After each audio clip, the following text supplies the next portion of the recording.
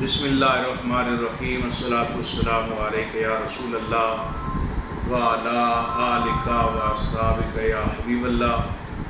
میں تحریک لبیک یا رسول اللہ پاکستان کے جملہ ذمہ داران و کارکنان جو ہیں ان سے مخاطب ہوں۔ گزارش یہ ہے کہ مختلف احباب فون کر کے بار بار پوچھ رہے ہیں کہ پروگرام راولپنڈی میں ہو رہا ہے یا لاہور میں، کچھ کنفیوژن پھیلائی جا رہی ہے، چونکہ بعض لوگوں کو بڑی تکلیف ہے نظریہ پاکستان مارچ سے کہ پاکستان کی خالصتاً حامی جماعت اور نظریات کی حامل جماعت ایک بہت بڑا مارچ جو ہے جشن آزادی کے سلسلے میں منعقد کرنے جا رہی ہے، اور وہ طرح طرح کی افواہیں پھیلا رہے ہیں۔ کارکنان کسی بھی افواہ پہ کان نہ دھریں۔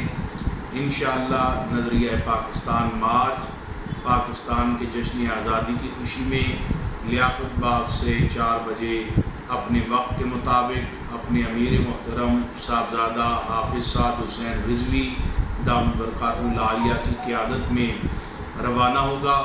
کارکنان پاکستانی پرچم، آزاد کشمیر کے پرچم اور تحریکی پرچم کثیر تعداد میں اپنے ساتھ لائیں۔ آپ کی گاڑیوں پر، آپ کی موٹر بائکس پر پاکستان کے اور آزاد کشمیر اور تحریک لبیک یا رسول اللہ پاکستان کے پرچموں کی ایک بہار ہونی چاہیے۔ انشاءاللہ اللہ اور اللہ کے رسول کے ذکر میں یہ مارچ جو ہے اپنی منزل کی طرف گامزن ہوگا۔ اور یہ بھی یاد رکھیں، ہم سب نے مل کر قائد تحریک کا استقبال لیاقت باغ کے مقام پر کرنا ہے۔ بعض احباب پوسٹیں چلا رہے ہیں مختلف جی ٹی روڈ پہ استقبال کے حوالے سے، تو یہ میں عرض کرتا چلوں کہ انشاءاللہ امیر محترم کو جیسے ہی فرصت ملتی ہے وہ انشاءاللہ راولپنڈی تشریف لے آئیں گے۔ لہٰذا آپ تمام حضرات، ہمارے ناظم اعلیٰ شمالی پنجاب عثمان مظفر صاحب وہ بھی قافلے کے ساتھ، اور باقی ہمارے شمالی پنجاب کے ذمہ داران تشریف لا رہے ہیں، ان کا قافلہ جی ٹی روڈ سے آئے گا۔ آپ ان کے ساتھ شامل ہوتے رہیں، اور انشاءاللہ ہم سب مل کر اپنے قائد کا استقبال لیاقت باغ میں 4 بجے کریں گے۔